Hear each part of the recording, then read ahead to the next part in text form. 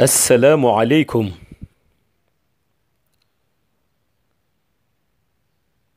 تبارك الله. ñi ngi nuyu mbokk yu teew ci bërëb bi yépp di leen ziyaara te di leen ñaanal yàlla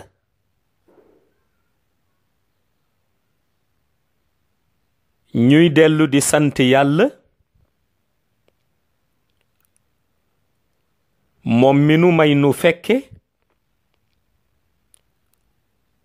may nu tal waaye dellu aussi di yeesal sunu ziyaara ci sang bu tedd bi di Seydi Ahmed te di yonent bi sallallahu alayhi wa sallam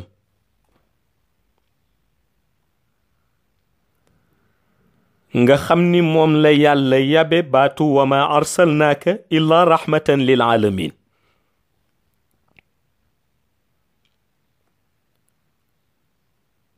waaye nuy dellu di yeesal sunu nekk taalibe sunu teggin ak sunu tarbiya ci keppaaru sang bu tedd bi di Mawlaaye Cheikh Ahmed Tijani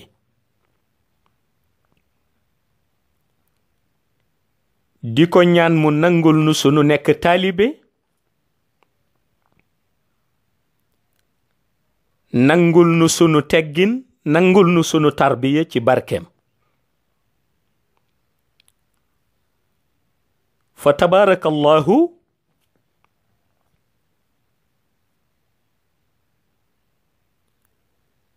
ñu dellu si ci waxtaan bu am importance bu ñoo tuddee la confrérie Tidiane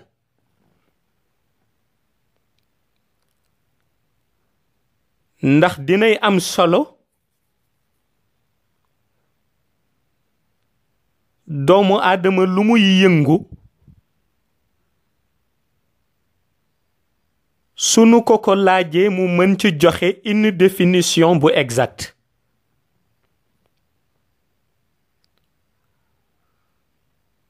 waaye aussi dinay jëriñe loo nekk di ci yëngu nga xam lan la moo tax su ko defee rek léeg-léeg nga dégg ku laaj lan mooy dëgg-dëgg tariqa tijaan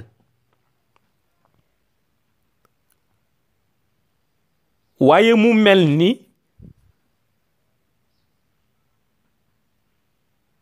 soo bëggee xam dëgg-dëgg tariqa tijaaniya lan la faw nga fexe jàngat borom tariqa bi kan la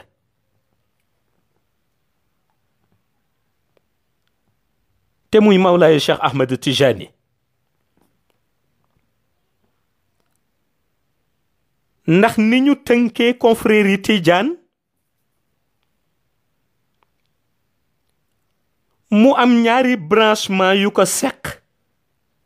benn bi di branchement ci côté mystique benn bi di branchement ci côté shahada muy diggante xayb ak shahada bu ci ne tariqa bi am fa branchement boppam muy relation bi tariqa tijaniya am ak monde xayb ak seen organisation ak relation bi tariqa tijaniya am ak monde shahada ak seen organisation mais ki nga xam ni mooy doxal ñaari relation yooyu ba tey kuy jëriñu ci kër gi jëriñu ci mooy Mawlaaye Cheikh Ahmed Tijani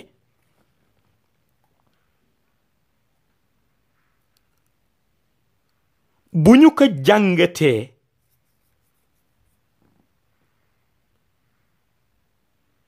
dañuy gis ni day dellu si yàlla la mu wax ni lu mu namm rekk su ko bëggee amal dafa naan nekkal loolu daldi nekk innama amruhu iza arada shay'an an yaqula lahu kun fayakun waaye day dellu aussi ci li yàlla wax ni ngëneelam moo koy teel boppam ku ko neex lay jël jox la ngëneel ga bu ñu defee taxaw seetlu dañuy gis jagle boobu yàlla jagle jël ko jox ko Mawlaay Cheikh Ahmed Tijani jagle boobu moo jur la confrérie Tijane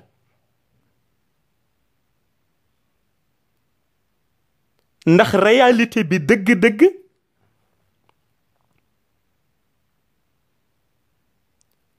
mooy réalité bi nga xam ni moom la yonent bi utiliser jël wérdi bi jox ko Mawlaay Cheikh Ahmed Tijani ci réalité haqiqa tijaniyatul uzna tijaniyatul uzna nga xam ni boo ci defee njàngat cër bi Mawlaay Cheikh Ahmed Tijani Chérif détenir te nu di ko tuddee xatmiya bi secret bi mu ëmb te ñu koy tuddee xutbatul uzna baatu tijaniyatul uzna dàkkental googu la am ci mondo xayb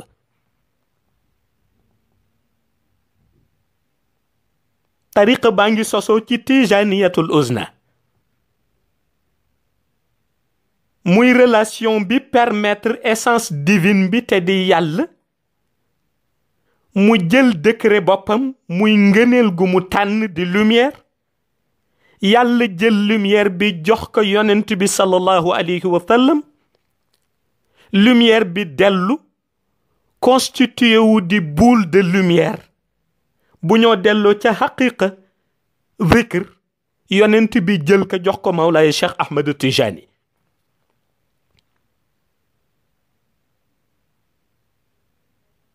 ci seen jokkaloo boobu moom la xaybu tuddee tijaniyatul uzna maanaam degré spirituel bi nga xam ni fa la nit di àgg ci zikr lépp luy jëmati ci yonent bi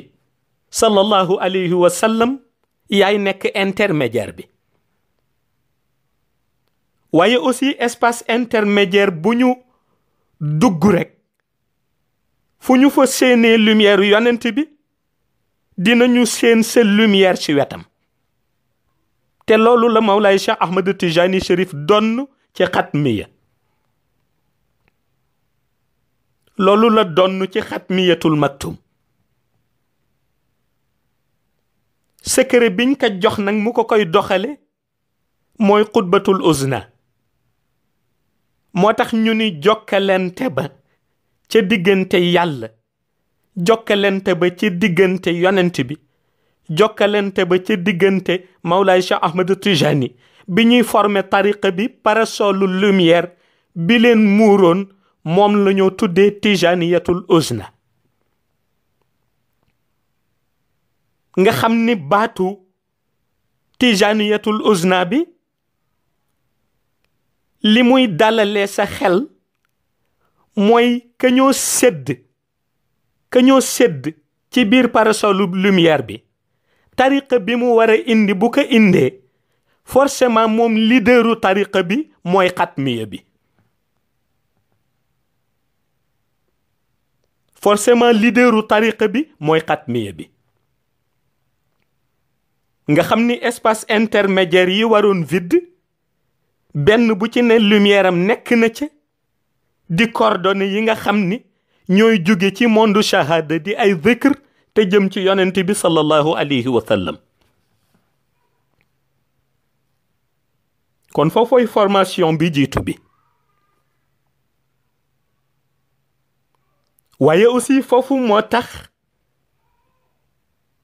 ñuy wax ni tariqa tijaan ca yàlla la jóge. waaye côté mystique boobu aussi moo tax ñuy wax tariqa tijaan yonent bi moo ko jox Mawlaay Cheikh Ahmed Tijani. ñi ci bokk ñépp ci côté lumière foofu lañ ca bokke. parce que ci côté lumière u tariqa tijaan amul rekk ay disciple yoo xam ni ci xeetu nit lañu bokk. ndax boo demee ci tijaniyatul uzna lumière boobu ñi ci adhéré bare na. ay malaïka adhéré nañ ci, ay nawamis adhéré nañ ci, ay rabbaniyu adhéré nañ ci.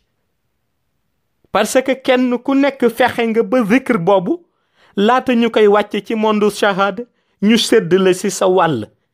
te sedd biñ lay sedd sa wàll mooy bokk bi nga ci bokk comme disciple. looloo tax li borom tariqa bi di Mawlaay Cheikh Ahmed Tijani Chérif di coordonné kenn xamul na mu toll. su ko defee nag formation boobu am ci côté lumière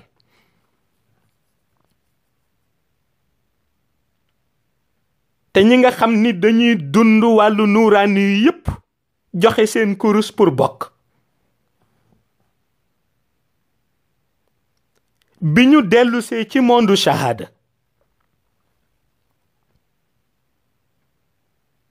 Mawlaay Cheikh Ahmed Tijani bi mu ganee àdduna en Algérie avec ses périples méditerranéens yi mu def yépp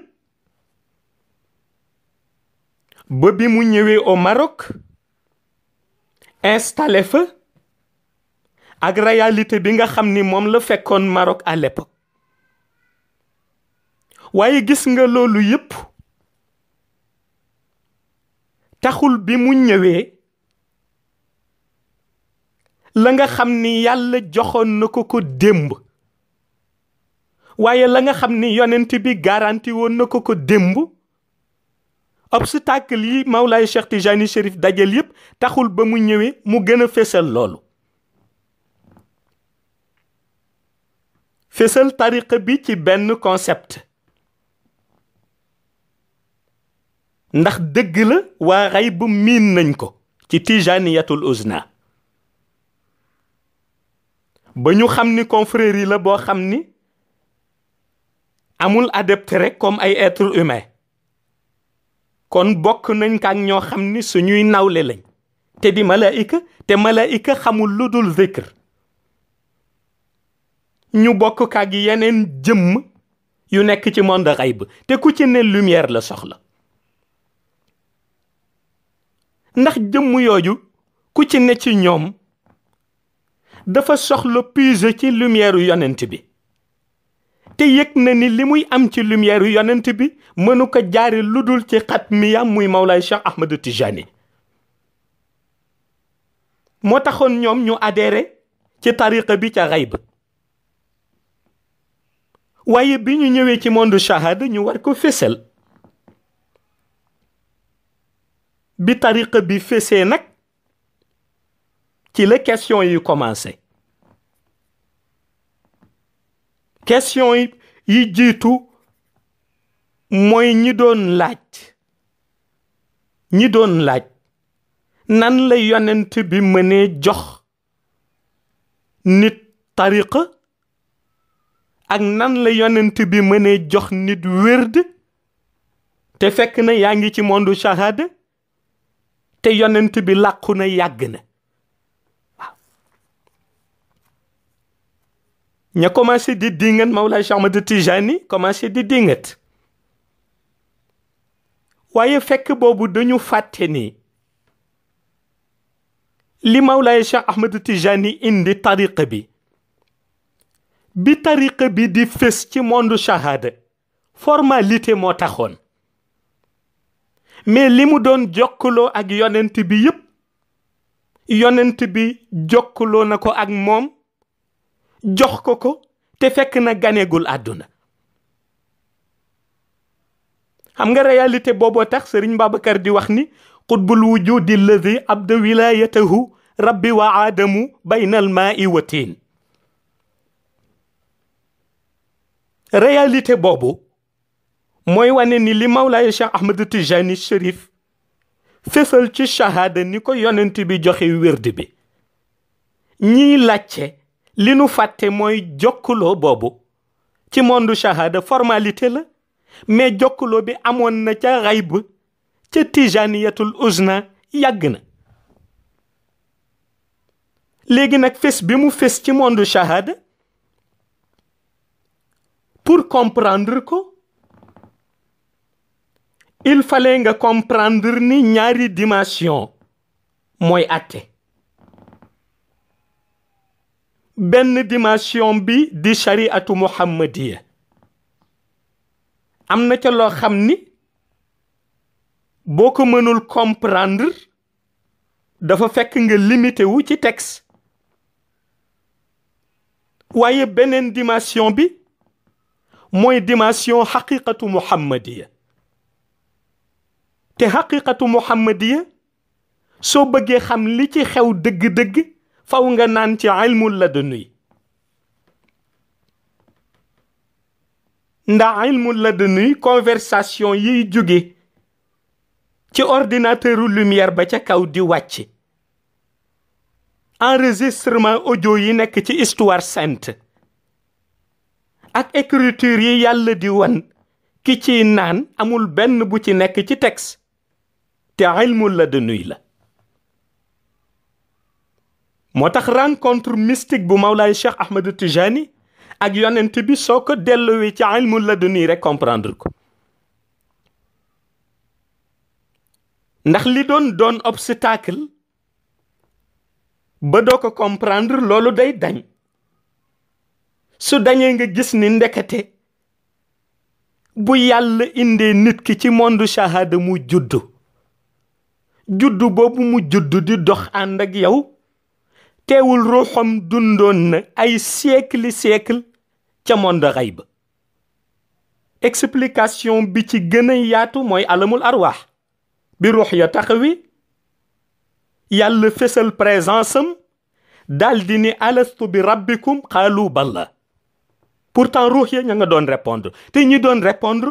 jamono jooju kenn ganee gu ci àdduna ba ñëw ci monde shahada. kon da ngay gis dañ la koy jàngal. waaye beneen bi da ngay yëg ni ñi yàlla dogaloon ñu jaar ci cadre nuraani yu boo dégg ci xayb mi ngi sosoo ci leeru yonent bi. kon yonent bi moo leen mës di uuf. kon seen diggante ak yonent bi mësul ñagas. léegi nag bi mu dellusee ci monde shahada moom Mawlaay Cheikh Ahmed Tijani xëy na yaa ngi jàkkaarloo ak jëmmi shahadaam waaye ruuxam lien bi mu tiise woon ak yonent bi ci xayb ba léegi lien booboo ngi dox. waaye lumière am ni ko yonent bi uufe woon ci xayb ba mu nekk xatmiya bi ba léegi lumière boobu ak secret boobu mi ngi dox. waaye nag liñ ko fa jox comme cadeau muy xutbatul uzna di xatmiya bi moo ko permettre kenn mënul nekk maître spirituel am, kenn mënul nekk maître mystique am, kenn mënu ko doxloo ci lumière yàlla ku dul yonent bi sallallahu alayhi wa sallam. looloo tax bi ñuy implanté tariqa tijaniya ci monde shahada il fallait yonent bi apparaître à l'état zahir. apparaître à l'état zahir ndax tëwu ko, ndax ki ñu ni génn na àdduna, ñu ni dem na barzak, voix yi nga xam ni ñoom la yàlla def ñu dox sa digganteeg monde shahada yow mi nekk ca barzak donte yéen a ngi gisante ndax kiy dund ci shahada bu amee basira la ca Cheikh Al Hadji Malick di wax moo koy tekki maanaam voile bi dox diggante monde shahada ak barzak bu doon voile la bu woyof la waaye nag gis nga yoon yi ñuy jaare nga xam ni ma nga fekk nit ka ca barzak ku mel ni yonent bi voie yi yàlla interdire ni boo demee barzak parce que du ñëpp la ko yàlla interdire am na ñoo xam ni dañu leen natt mayetuñ leen apparition ci monde shahada waaye am na ñoo xam ni aussi yàlla autorisé na leen donte ñi ngi barzak mu may leen ñu mën a indi seen apparition ci monde shahada en tant que lumière am na ñoo xam ni ña nga barzak yàlla may na leen ñu mën a indi seen jëmm apparaître ci monde shahada en tant que ruhani yu waaye am na ñoo xam ni nag yàlla may na leen ñu mën a indi seen jëmm ginnaaw bi ñu demee barzak apparaître physiquement te ñooñu yàlla jagleel cër yooyu yëpp yonent bi mooy seen président looloo tax yonent bi am na pouvoiru nekk barzak waaye retourné waat dellu si ci monde shahada apparaître physiquement su bëggee jokkalante ak kenn te noonu la def ak Mawlaay Cheikh Ahmed Tijani moo tax boo ko weddee rek cëru yonent bi nga weddi ndax da ngay def ci sa xel ni maanaam yonent bi dafa war a tële loolu te yàlla mën loo na ko te amul fooy prouver ni du benn texte booy prouver ni yàlla mën loowul loolu yonent bi looloo tax bi ñu waree implanter tariqa tijaniya ci monde shahada il fallait yonent bi feeñaat ci état zahir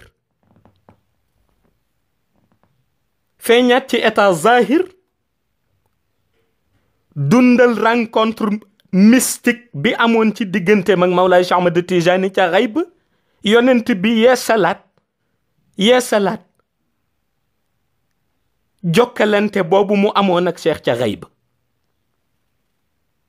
te mooy mu taxaw ci kanamam moom yonent bi sallallahu alayhi wa sallam jox ko wérdu tariqa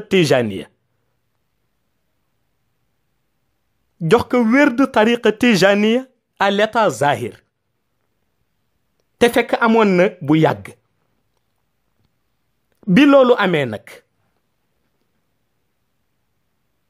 Mawlaay Cheikh Ahmed Tijani son objectif mooy fexe pour ñi nga xam ni dañoo mar lumière ak ñi nga xam ni dañoo bëgg àgg ci yàlla ak ñi nga xam ni dañoo bëgg defar seen jukko Mawlaay Cheikh Ahmed Tijani son objectif moo doon fexe ba ñooñu adhéré ci confrérie tijaniya ci la commencé liggéeyam ba ña muy njaboote ca biir tariqa bi yépp mu njaboote leen waaye ci biir njaboot yi dafa am ñaari façon njaboot dafa am njaboot yu dabesi ci monde shahada ak njaboot yu bokkoon ci monde xayb moo tax ngay dégg léeg-léeg ñu ni Mawlaay Cheikh Ahmed Tijani mooy tànn ay taalibeem laata nuy gane àdduna dafa am njaboot yu dabesi ci monde shahada moo tax boo seetloo sax toujours ñoo dul respecter conditions yi wala ñu am benn taxawaay bi ba nga dégg ñu ni dog nañ ci tariqa bi wala génn nañ ci tariqa bi mais njaboot yi nga xam ni dañu bokkoon ci xayb seen dund ba seen dernier souffle duñu génn ci tariqa bi ndax ci garantie Mawlaay Cheikh Ahmed Tijani Chérif la ñuy dox looloo tax bi réalité boobu feeñee question yi jugaat mooy demander ñu demander léegi nag confrérie bi ñu ni yonent bi moo ko jox muy confrérie Tijaan ñu ni léegi pour lan la réponse bi mooy tariqa tijaan li ci jiitu mooy pour yar ruux yi la parce que ruux dañ koy yar yàlla li mu seqoon ak ruux mooy fexe ba jël lumière def ko ci moom li des nag mooy pour développer ko jox na la moyens yi ngay jaare pour développer sa ruux loolu tax bi ñu laajee ni léegi tariqa tijaan pour lan la ñu ni pour yar ruux yi la ñu ni ci yan méthode lay basé ba yar ruux yi ñu ni méthode bi muy utiliser pour yar ruux yi mooy méthode bi yonent bi mësoon a utiliser mooy maanaam fexe ba kenn ku nekk li tax yàlla bind ka mu respecté loolu waaye fexe aussi ba kenn ku nekk principe bi tax mu ñëw ci monde shahada te mooy jaamu yàlla mu motal principe boobu Mawlaay Cheikh Ahmad Tijani nag basé ko ci zikr basé ko ci zikr wazkurullaha kasiran la'allakum tuflihun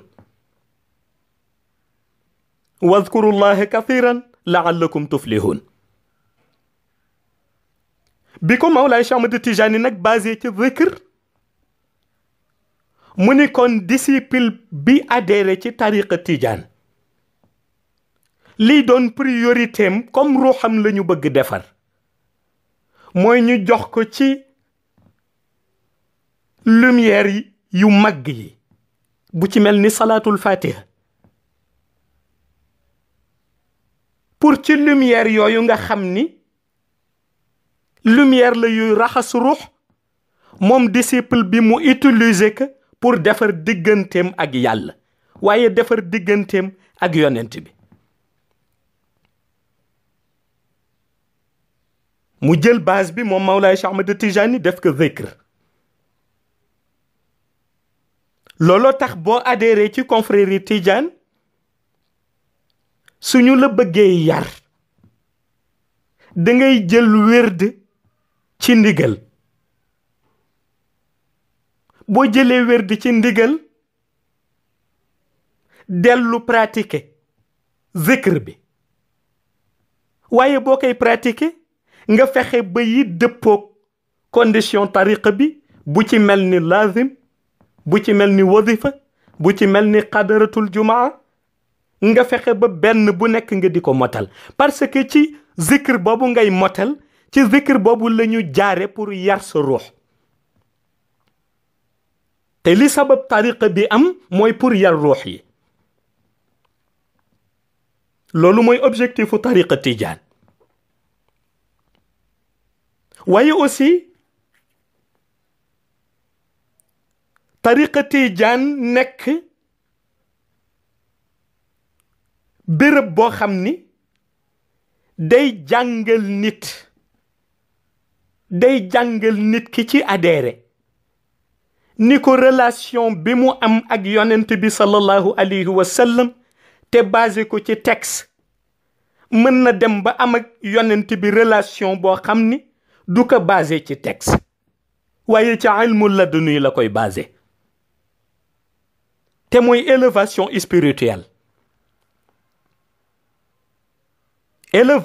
spirituelle maanaam ki nga xam ni bu jógee bu jàngee shariatu muhammadiya wala ñu nettali ko sunna yonent bi sallallahu alayhi wa sallam wala ñu nettali ko jukko yonent bi ba muy xool kémtalay kàttanam la mu cay roy ak la mu cay jàngat tariqa tijaan dalay jàngal ni mën nga bañ a yam foofu ndax mën nañu fexe ba defar sa digganteeg yonent bi ci tarbiya ba bu fekkente ni sax juddu nga fekk jóge na fi dem barzak teewul nga mën ko teg bët te mooy li jawharatul kamal di liggéey ci tariqa bi. ni jawharatul kamal fexe ba ci malaanu wadifa bu ñu ca jàngee juróom-ñaari per yonent bi teew ak xadara ba mu àndal, ñi am basira ñépp yàlla may leen ñu jàkkaarloog image boobu. kon tariqa bi day suqat sa élévation spirituelle, maanaam fexe ba dox bi nit ki di dox jëm ci boromam, fexe ba nu defar ruuxam ba relation bi ruuxam amoon ak yàlla ca monde xayb, wala relation bi ruuxam amoon ak yonent bi ci monde xayb, ñu fexe ba dundalaat relation boobu te nit ki mi ngi ci monde shahada. loolu la tariqa tijaniya di def ci adepte bi.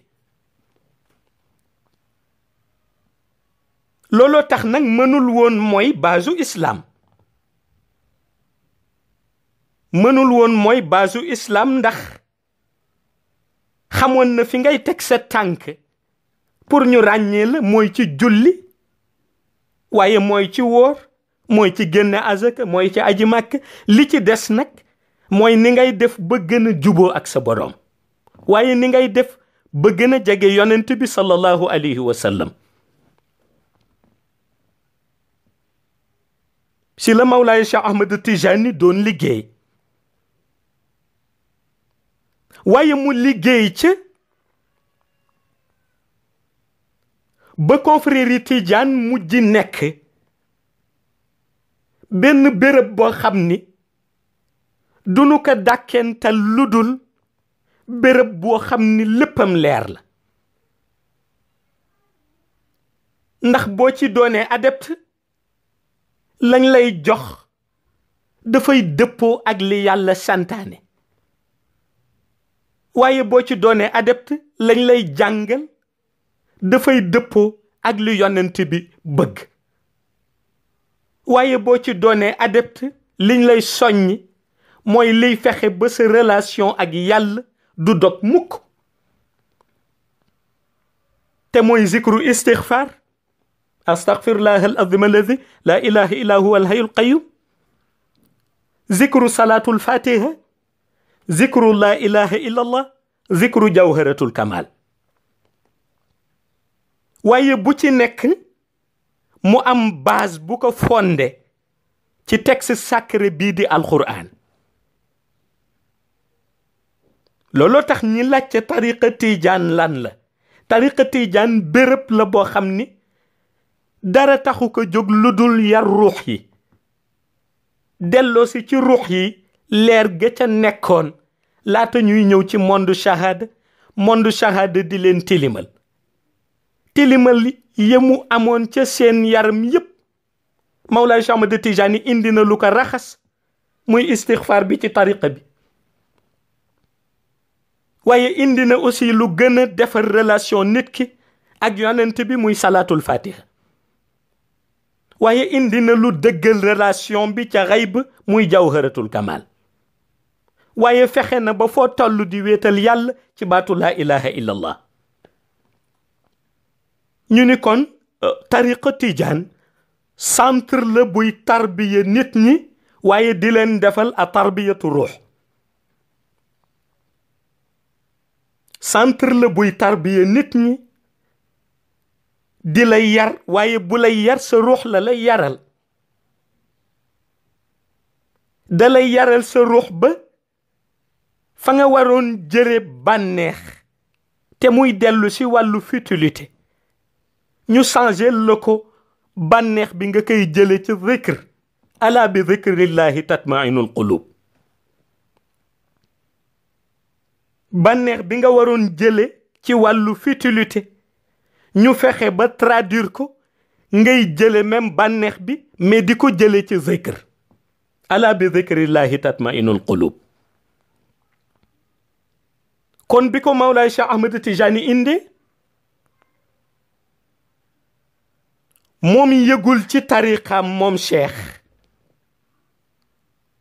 lu dul ni benn aubaine la, aubaine boo xam ni ku ne war nga ci jàpp. looloo tax bi mu séddalee wérdi yi ba noppi mu fexe ba ku nekk rek mu jàngal la ni sa taxawaay ci tariqa bi dafa war a nekk comme taxawaayu kuy jihaad ndax kuy defar sa digganteeg yàlla faw nga farlu kuy defar sa digganteeg yàlla faw nga farlu ku nekk mu ni na taxaw la mu ca war a am mu am ka lañ ka ca war a jox ñu jox ka ca tariqa boobu nag nga xam ni léppam lumière la tariqa boobu nga xam ni léppam day dundal ruuxu doomu aadama bi tariqa boobu nga xam ni day fexe ba nit ki di gën a jege yàlla tariqa boobu nga xam ni day fexe ba nit ki di gën a jege yonent bi moom la ñu mag ñi liggéeyal ba fii ñu toll moom la ñu mag ñi liggéeyal ndax boo seetloo Mawlaay Cheikh Ahmed Tijani la mu ca waroon a liggéey ci wàllu shahada liggéey na ko ci dundi shahadaam ak adepte yam ca àndaloon ca Faas waaye teewul aussi nag samp na ñeneen ñu koy liggéey ba ñooñu liggéey ko ba tariqa bi tey wër àdduna yépp tariqa bi wër àdduna yépp ndax boo demee ci maareb bi da ngay gis ni ku ci mel ni Sayyidi Aliou Tamasini liggéey na ca liggéey bu yaatu waaye da ngay gis ni ku mel ni itam xalifaam yooyu ñoom Cheikh Mouhamadul Qaali ku ci mel ni tabarakallahu ña doon jàngale enseignement lumière yi ci kanamu Mawlaay Cheikh Ahmad Tijani Seydi Aliou Harachim liggéey nañ ci liggéey yu yaatu waaye bu ñu demee ba Afrique de l'Ouest ñun ñu jot ci c'est grâce à Cheikh El Hadji Oumar Cheikh El Hadji Oumar yaatal ko ba noppi teg ko ci loxo Cheikh El Hadji Malick ba tey bu ñu nekkee ci réew mi jàkk yépp di wasifa c'est grâce à Cheikh El Hadji Malick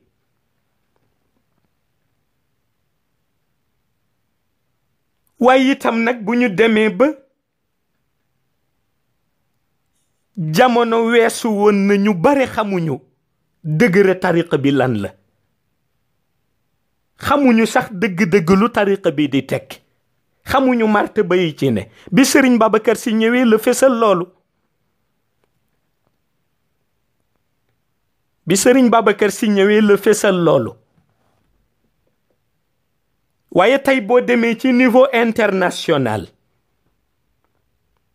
diggante Afrique de l'Ouest Afrique du Centre Afrique de l'Est en Europe en Asie da ngay gis ni Cheikh al Islam Cheikh Ibrahima Niass liggéey na ca liggéey bu la kenn mënul nettali ndax léeg-léeg nga daje aux États-Unis ak koo xam ni juddoowul sunu réew bokkuñu aada juddoowul suñu réew bokkuñu aada mu mën toog jël kaamilu alxuraan jàng ko baqara ba naasi nga lal malaan mu toog ak yow wazifa ci début fatihatul kitab dugg istighfar dugg salatul fatiha la ilaha illallah jawharatul kamal ba ngeen pare mu ñaan nga laaj ko ni ko waaw bokkuñu aada noo def ba mën a tarbiyaat ni nga dégg mu ni la Cheikh Ibrahima Niass Kawlaxi yu mooy sama sëriñ nga xam ni li ci Cheikh al Islam liggéey au niveau international kenn xamul na mu toll waaye ñoom ñëpp bi ñuy liggéey benn badge rek lañu takkoon badge bi mooy fexe li Mawlaay Cheikh Ahmed Tijani indi nu di ko tuddee confrérie Tidiane ñu fexe ba confrérie boobu vision bu ci taalibe di am muy vision ba mu cay jëriñoo parce que ku ci adepte rek jëriñu nga bëgg waaye ku ci adhéré aussi jëriñu nga bëgg te mënoo jëriñu ci tariqa Tidiane lu dul lumière bi ci nekk te Mawlaay Cheikh Ahmed Tijani jële ko ca xayb ba indi ko ci monde shahada lumière bi ci nekk nga fexe exploiter lumière bi te exploiter lumière bi mooy fonk sa kurus exploiter lumière bi ci tariqa bi mooy fonk sa kurus moo tax lu tariqa bi di rëy rëy munoo ci jëriñu lu dul nga respecter sa lazim munoo ci jëriñu lu dul nga respecter sa wazifa munoo ci jëriñu lu dul nga respecter sa qadaratul juba waaye aussi munoo ci jëriñu lu dul clause yi ak condition yi benn bu ci ne nga appliquer ko à la lettre li lay dundal nag ci biir tariqa bi di développer sa ruux mooy sopp gi ngay sopp Mawlaay Cheikh Ahmed Tijani bu dul réalité bi amul beneen réalité boo ciy jëriñoo ndax mag ñi ko lal ci lii lañ ko lale ci base yi lañ ko teg looloo tax li ci disciple bi di def yépp lam cay sàkkoog lam cay wut dara warul rax lam cay wut lu dul lumière ndax lumière boobu moo lay seede ëllëg sa kanamu borom te boo jëlee confrérie Tidiane delloo ko ci côté shahada rek juum ndax waa xay bu ñoo ko ŋànk waa xay bu ñoo ko ŋànk ci seen base yi bopp yàlla mi ko jël jox ko yonent bi jox ko Mawlaay Cheikh Ahmed Tijani ñoom ñoo ŋànk lumière ga kenn ku ca nekk la nga ca war a séddu ñu sédd la waaye ku ñu sédd it pour nga jëriñu rek la mag ñi nag yàlla dafa dogal li leen Cheikh sédd yépp yamale wuñ ko seen bopp fexe nañ ba ku ci ne ci ñoom nekk missionnaire ba nga gis ñii sédd ay réew yuy dem ñii sédd ay dëkk ñii sédd ay quartier ku ci nekk ak la nga tollool nga sédd ña mën a jëriñu ci yow waaye li ñuy séddale yépp nag teewul ci benn buulu lumière la nekk Mawlaay Cheikh Ahmed Tijani détenir kak ñaari martabam yu kenn dootul àgg muy xatmiya ak katmiya mu détenir ka ak ñaari martabam yi nga xam ni kenn dootu fa àgg muy diggante xatmiya ak katmiya looloo tax boo seetloo réalité boobu da ngay gis ni tariqa Tijaan du dara lu dul lumière boo xam ni mën na yar ruux jëriñu ci waaye du dara lu dul lumière boo xam ni day fexe jegeloo nit ki yàlla waaye du dara lu dul lumière boo xam ni day fexe jegeloo nit ki yonent bi sallallahu alayhi wa sallam kon centre tarbiya la ku ko delloo ci cadre boobu rek jëriñu ci ku ko delloo ci cadre boobu rek jëriñu ci mooy pour nga jëriñu faw nga xam ni tariqa Tijaan centre tarbiya nag boo ca xasee ba dugg lu neex yàlla rek ngay def lu yàlla bëggul rek ngay bàyyi bu la fa waxtu julli fekkee bu nit ña jullee daa julli bu nit ña julliwul daa julli ndax centre tarbiya la waaye bu la fa waxtu wasifa fekkee it ca jàkka ja bu nit ñi toggee ci malaan bi di nga toog wasifa bu nit ñi toggul di nga toog wasifa ndax tarbiya jëmm ju nekk bu koy def lumière ba cay jóge ci moom mi zikr ci moom la lumière ba di dellu la ñuy wax kenn mënul nax sa ruuxu nax ruuxu jàmbur ndax la ngay jàng sa ruux lay dellu la ngay jàng sa compte lay dellu looloo tax bis boo amee vision wu gis tariqa Tijaan comme centre tarbiya dina tax bu nit ñi julliwul di nga julli waaye dina tax bu nit ñi wasifawul it di nga wasif waaye dina tax fajar bu sa néeg wéetee bu fa kenn nekkul nga xam ni boo biddantee kenn du ko yëg di nga xool ci diggante sa biddanti boobu yàlla xam ni yàlla ngi lay surveiller 24 heures sur 24 heures minute par minute seconde par seconde ba nga xëy fajar jóg yor sa kurus lazim ni ko Mawlaay Cheikh Ahmad Tijani daan waxe ni ku mënul jóg fajar bu ko kenn jox sama wérd loolu yépp pour nga farlu ci faw nga xool béréb bi comme centre tarbiya bu lay jëriñ réalité boobu nag mooy réalité confrérie Tidiane su ko defee kenn ku nekk rek jéem ci ber la nga xam ni mooy àdduna ak la ka cay yàqal mu berkaak diine parce que kat diine du caaxaan waaye nag àdduna bare na lu ci mën a yàqal nit waaye soo beree ni àdduna nga nële nga am bët boo koy xoole ni islaam a ngi nii am bët boo koy xoole rek fu ci nekk daa fa xam luy safarat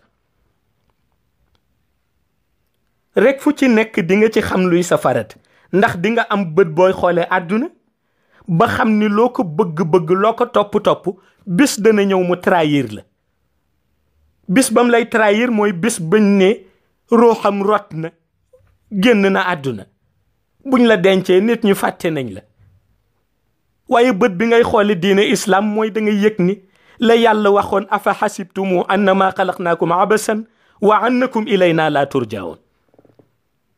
nga yëg ni kat lu la yàlla bind lum la yaatal bis day ñëw nga delluwaat pour rencontrer ko te lenn la jàppaloo muy diine islam su ko defee ku xool loolu rek natt na boppam te ku natt boppam dund ci réalité bu am solo ku natt sa bopp rek dund ci réalité bu am solo ndax lu ci nekk lu mu laaj rek nga koy jox kon bu ñu seetloo loolu mooy tariqa Tidiane loolu mooy confrérie Tidiane su ko defee rek ñu jeexalee benn discours bu ñu defoon ci Mawlaaya Cheikh Ahmad Tijani mi nga xam ni mooy fondateuru tariqa bi lenn ci jaar-jaaram ci shahada te muy lu am solo ndax Mawlaay Cheikh Ahmad Tijani ku ko soppul danga ko xamul ku ko xam rek dinga ko sopp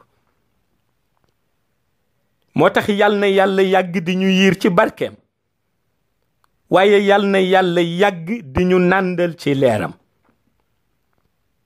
su ko defee rek tabaarakallahu discours bi mi ngi ëmb jaar-jaaram lenn ci jaar-jaaram ndax moom li mu daj moom Mawlaay Cheikh Ahmad Tijani néew na kuy adeptam nekk ci tariqa bi daj lu ni mel ndax yàlla lu mu lay jox ak nu dëgëre ba toll léeg-léeg yi dana indi nattu ya toll noonu moo tax rek tabarakallahu ñu teewlu ko. Je commence tout d'abord en glorifiant le nom du prince de l'univers, qui est l'océan des lumières, le symbole de la gratitude divine, le seigneur des ornimistes, le pourvoyeur des richesses, le catalyseur des pouvoirs, le détenteur exclusif des secrets divins et prophétiques, le guide suprême des élus, le commandant en chef des pôles cachés, le fils du prophète de l'islam. Je voudrais nommer son Excellence Mawlaaya Cheikh Ahmed Ibn Muhammad Tijani Chérif radiyallahu ta'ala anhu. Donc, en revisitant son parcours de jeunesse dans le monde shahada qui demeure exemplaire, j'ai su que Mawlaaya Cheikh a été perfectionné par le prophète de l'islam comme Allah l'a façonné. Pour le comprendre, regardons l'encadrement spirituel qui a accompagné sa vie pleine de sagesse. La confrérie Tijaniya est le premier et le dernier des grands ordres apparus. Prend sa naissance dans la Tijaniyatul Uzna de Al-Bast. Pour le monde Shahad, son apparition est due en la personne de Mawlaye Cheikh, qui naquit dans le Djabel An-Nour à Aïnou Mahdi en Algérie. Jeune, il était fortement inspiré par les écrits du Saint-Coran et les qualités incomparables du prophète Mohammed, paix et salut sur lui. Dès l'âge de 7 ans, il maîtrisait parfaitement les 114 sourates du livre saint de l'islam et avait sa place dans le cercle restreint des élus par excellence. Avide de lumière et d'engagement, le jeune chérifien entreprit un long voyage initiatique avant d'installer son quartier général dans la ville de Fès au Maroc. C'est là-bas qu'il consolidera sa formation avec son père bien-aimé, le prophète Mohammed, paix et salut sur lui. Mawlaye Cheikh mena sa vie active et spirituelle qui donna à Fès toute sa splendeur de carrefour luminaire, doté de grandes écoles et universités islamiques. Pour abreuver de sa lumière tous les musulmans du monde, il se lança dans un périple méditerranéen. Il visita encore l'Algérie, sa terre patrie, avant de se rendre en Égypte et en Tunisie. Ce long voyage le conduit jusqu'à la terre sainte de l'islam à Médine, où repose le meilleur des êtres créés, son père spirituel, le prophète Mohammed, paix et salut sur lui, avant d'atterrir à la Mecque. Chaque étape de son voyage marque un moment fort de rencontre. Tous les grands saints du monde maghrébien le côtoyaient, comme Abu Muhammad al-Taïb, Moulay Idriss et Mahmoud al-Kurdi, etc., etc. Il rencontra à la Mecque une des figures exégétiques du monde musulman de l'époque, Aboul Abbas Ahmed ben Abdallah, qui n'avait que pour mission de remettre à Mawlaye Cheikh une lettre que le prophète Mohammed, paix et salut sur lui avait ordonné de la garder jalousement et de la donner au grand pôle secoureur de tous les temps, 23 ans auparavant. Une lettre que même celui qui l'a gardée, Aboul Abbas, avec son chef de protocole Al-Hindi, ignorait le contenu. Il est aussi invité à une conférence par le cheikh Mohammed ben Abdul Karim, qui fut un des maîtres incontestés de l'islam en Médine. Mawlaye Cheikh, béni par Allah le Tout-Puissant, bercé et élevé par le prophète Mohammed, paix et salut sur lui, ne pouvait remplir qu'une noble mission sous le sceau de celui-ci. C'est ainsi pour les efforts qu'il a consentis en direction d'Allah, de son prophète Mohammed, paix et salut sur lui, et pour le travail accompli au sein de la Oumma islamique, il reçoit comme récompense la Tijaniya à la suite d'une rencontre mystique entre lui et le prophète Mohammed, paix et salut sur lui. La particularité de cette confrérie, c'est que le prophète Mohammed, paix et salut sur lui, enseigna à Mawlaye Cheikh à l'état de veille une nouvelle voie spirituelle de wird. Cette voie est caractérisée par la rigueur dans l'apprentissage, dans l'enseignement et dans la récitation des versets du Saint-Coran et de la pratique du dhikr. La rigueur est une des exigences fortes de la Tijaniya. Un nouvel ordre spirituel venait de naître et gagnait tous les âmes et les cœurs des élus d'Allah. Et du haut du Sahara, Mawlaye Cheikh s'exclama: Je suis le Seigneur des saints, comme Seydi Ahmed est le Seigneur des prophètes. C'est la raison pour laquelle les érudits de l'islam le côtoyeront pour pallier leur vide en matière de sciences religieuses. Aujourd'hui, la Tijaniya est la confrérie numéro 1 en Afrique et dans le monde. Il y a de quoi rendre hommage au fils naturel du prophète Mohammed, paix et salut sur lui, qui est le sauveur des âmes, Mawlaye Cheikh Ahmed, ibnu Muhammad Tijani Sharif radiyallahu taala anhu. fa tabarakallahu boo déggee kàddu gi da ngay yëg ni parcours am moom Mawlaay Cheikh Ahmed Tijani parcours la boo xam ni facilité amu ci woon, ndax boo seetloo rencontre yi mu am yépp ñi mu daan dajeel ñi ci ëpp ñooñu ñoo daan toog ca réew ya ñu cosaano walla ca dëkk ya nga xam ni fa lañ leen xame ñu miin leen comme ay nitu yàlla yu mag. te ku ci ne Mawlaay Cheikh Ahmed Tijani am na ak yow rencontre. waaye gis nga bi mu demee ba tariqa tijaniya yonent bi formel que lépp jox ko ba mu yëg ni réalité zikr bi nga xam ni ñiy ànd ak moom la ñuy soxla mënatu ko jële lu dul ci yonent bi, ndax benn maître la am muy yonent bi sallallahu alayhi wa sallam. ke la nag daal di toog mbokk yi fekk si ko mu jox leen wérdi ci tariqa bi. ba léegi noonu la tariqa tijaniya di continuer di rayonner. siècle bu nekk lumière am di gën a yokk. bi fi Mawlaay Cheikh Ahmed Tijani jógee ba léegi tariqa bi adepte yi di gën di yokk, muy gën di rayonner, lumière am gën di yokk. su ko defee nag ñi bëgg yàlla defaraat seen ruux yépp, waaye ñi bëgg aussi sauver seen bakkan ci ñaawteefu àdduna yépp dugg ci milieu zikr boobu. milieu zikr bi nag fi Mawlaay Cheikh Ahmed Tijani nekk ca xayb mu continue di ko contrôler 24 heures sur 24. moo tax fa tabarakallahu loolu rek li ñu indi woon ci la ñoo tuddee confrérie tijaniya pour gën ko expliquer mbokk yi ñu gën a xam ni li nu yore ca yonent bi sallallahu alayhi wa sallam la jóge directement ginnaaw bi ko yàlla joxe. kon ñu xam ni réalité la boo xam ni ku ci taalibe rek war nga sant yàlla. moo tax ñi ngi ñaan yàlla nañu yàlla yàgg nangul suñu nekk taalibe ci Mawlaay Cheikh Ahmed Tijani, moom Mawlaay Cheikh Ahmed Tijani it mu nangul nu boole ñu ci boppam, boole zahir, boole baatin, boole xayb ak boole xaqiqa. assalaamu aleykum wa rahmatullahi taala wa barakatuhu.